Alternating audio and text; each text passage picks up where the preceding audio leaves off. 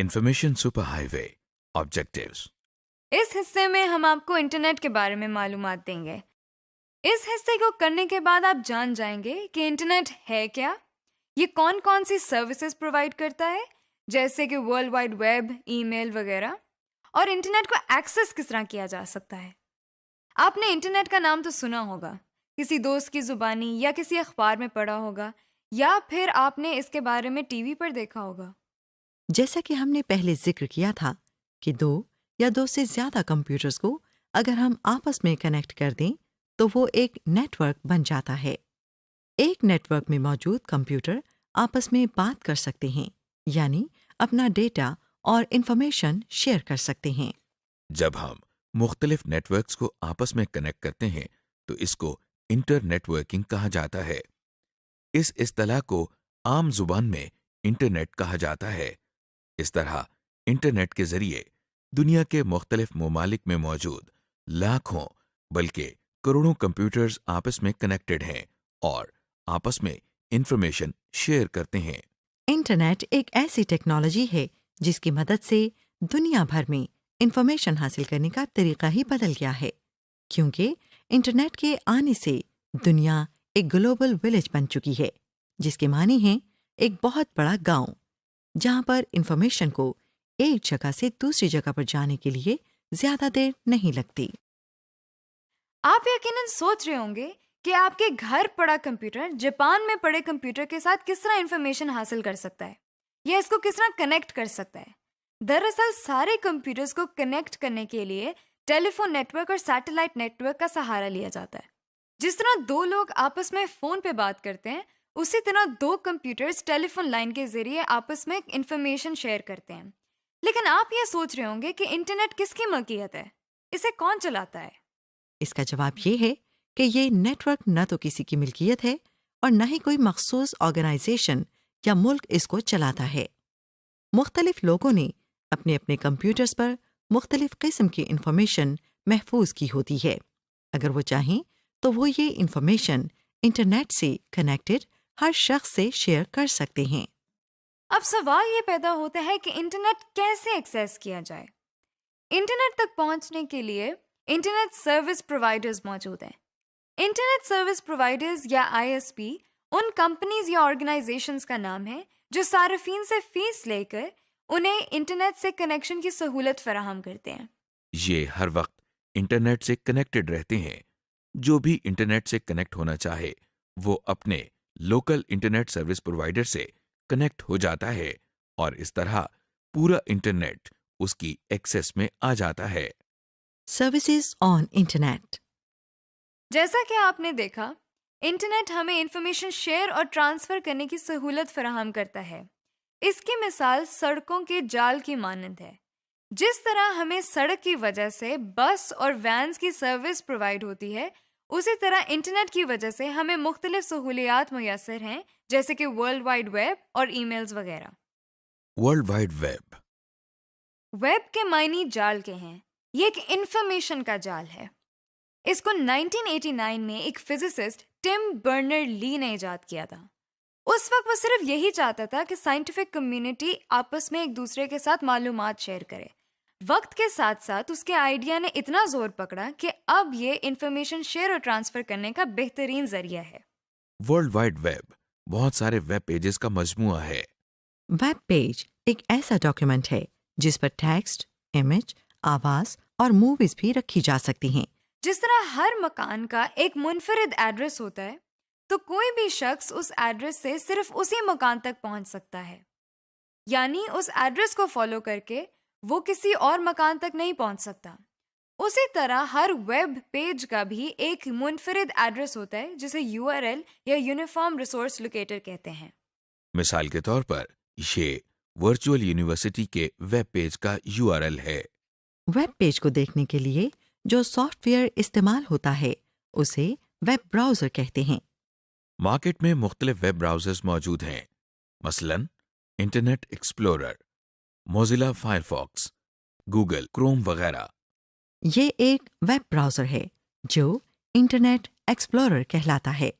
اس جگہ پر URL لکھا جاتا ہے۔ اس جگہ پر ویب پیج یعنی معلومات، تصاویر وغیرہ نظر آتی ہیں۔ جس طرح ایک ٹاپک پر لکھے گئے صفحات اکٹھے کر دیں تو یہ ایک کتاب کہلاتی ہے، اسی طرح ایک سے زیادہ ویب پیجز جو ایک ہی ٹاپک سے منسلک ہوں ویب سائٹ کہلاتی ہے۔ یعنی ایک ویب سائٹ پر ایک سے زیادہ ویب پیجز اس طرح پڑے ہوتے ہیں کہ ان پیجز پر جانے کے لیے ہمیں URL نہیں لکھنا پڑتا، بلکہ لنکس موجود ہوتے ہیں۔ جیسا کہ آپ دیکھ رہے ہیں، یہ VU کی ویب سائٹ ہے۔ اس ویب سائٹ کے تھرو اگر ہم اکیڈیمکس کے ویب پیجز پر جانا چاہیں تو اس لنک پر ماؤس پوائنٹر لا کر کلک کرنے سے ہم مطلوبہ پیج پر چلے گئے ہیں۔ غور کریں کہ یہ اکیڈیمکس ایک لنک کہلاتا ہے۔ ورلڈ وائڈ ویب پہ آپ کو ہر قسم کی انفارمیشن مل سکتی ہے۔ اگر آپ پوری دنیا کے علاقوں کا موسم یا تازہ ترین خبریں جاننا چاہتے ہیں تو وہ بھی آپ کو ویب سے مل سکتی ہیں۔ اس کے علاوہ اگر آپ کسی ٹاپک یا سبجیکٹ پر انفارمیشن حاصل کرنا چاہتے ہیں تو وہ بھی آپ کو ویب سے مل سکتی ہے، اور اس کا فائدہ یہ ہے کہ آپ کو جگہ جگہ جا کر اسپیشلی انفارمیشن کلیکٹ نہیں کرنا پڑے گی۔ اب سوال یہ پیدا ہوتا ہے کہ ہم ویب تک کیسے پہنچیں؟ ویب پر جانے کے لیے سب سے پہلے آپ اپنے کمپیوٹر کو انٹرنیٹ سے کنیکٹ کریں۔ کمپیوٹر کو انٹرنیٹ سے کنیکٹ کرنے کے لیے آپ اپنے ISP یعنی انٹرنیٹ سروس پرووائڈر کی طرف سے دیے گئے طریقے کے مطابق انٹرنیٹ لائن کو کمپیوٹر سے کنیکٹ کریں۔ پھر براؤزر کو کھول کر اس میں مطلوبہ URL لکھیں اور انٹر کی پریس کر دیں۔ یوں آپ ویب سے کنیکٹ ہو گئے ہیں۔ Electronic mail. انٹرنیٹ کے ذریعے جو ایک اور بڑی سہولت ہمیں حاصل ہے وہ ای میل ہے۔ جیسے کہ آپ جانتے ہیں، پرانے زمانوں میں ایک دوسرے سے رابطہ کرنے کے لیے کاغذ پر لکھے خطوط کا سہارا لیا جاتا تھا۔ آج کل خطوط کے ساتھ ساتھ ای میل یعنی الیکٹرانک میل کا استعمال بڑھ چکا ہے۔ ای میل اصل میں عام خط کی طرح ہی ہے، بس فرق یہ ہے کہ اسے کی بورڈ کی مدد سے کمپیوٹر پر لکھا جاتا ہے اور انٹرنیٹ کی مدد سے ایک کمپیوٹر سے دوسرے کمپیوٹر تک منتقل کیا جاتا ہے۔ اسے دوسرے کمپیوٹر تک پہنچانے کے لیے ایک ایڈریس کی ضرورت ہوتی ہے جسے ہم ای میل ایڈریس کہتے ہیں۔ جس سافٹ ویئر میں ای میل لکھی جاتی ہے اسے ای میل کلائنٹ کہتے ہیں۔ اس ای میل کلائنٹ کے ذریعے نہ صرف نئی ای میل لکھ سکتے ہیں بلکہ سینڈ یا ریسیو کے ساتھ ساتھ پڑھ بھی سکتے ہیں۔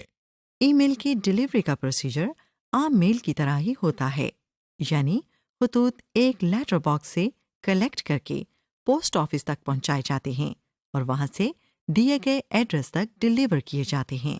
ای میل بھی آپ کے کمپیوٹر لیٹر باکس سے انٹرنیٹ کے پوسٹ آفس تک جاتی ہے اور وہاں سے اس شخص کے لیٹر باکس میں جاتی ہے جسے وہ ایڈریس کی گئی ہو۔ وہ شخص جب چاہے کمپیوٹر لیٹر باکس سے اس ای میل کو ریسیو یا حاصل کر سکتا ہے۔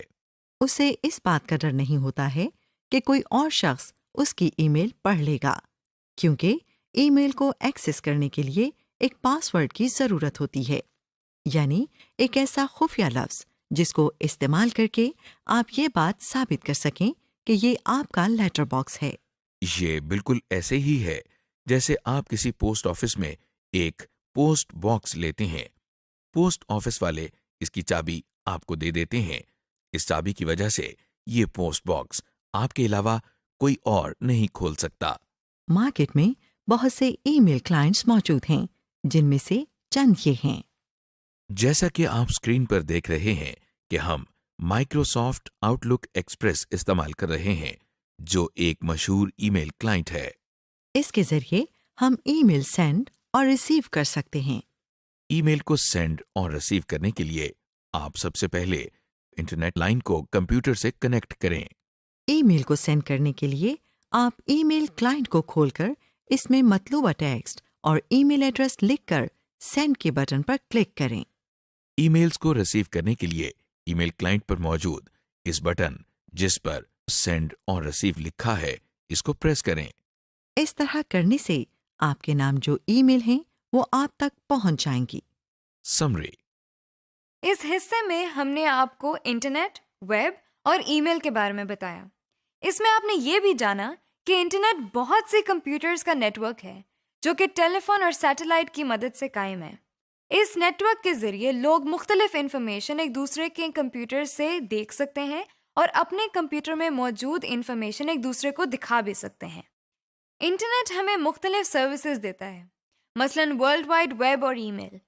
ورلڈ وائڈ ویب مجموعہ ہے بہت سارے ویب پیجز کا، اور ویب سائٹ ایک سے زیادہ ریلیٹڈ بہت سے ویب پیجز کا مجموعہ ہے۔ ورلڈ وائڈ ویب کے ذریعے ہم کوئی بھی انفارمیشن حاصل کر سکتے ہیں۔ دوسری سہولت ای میل کی ہے۔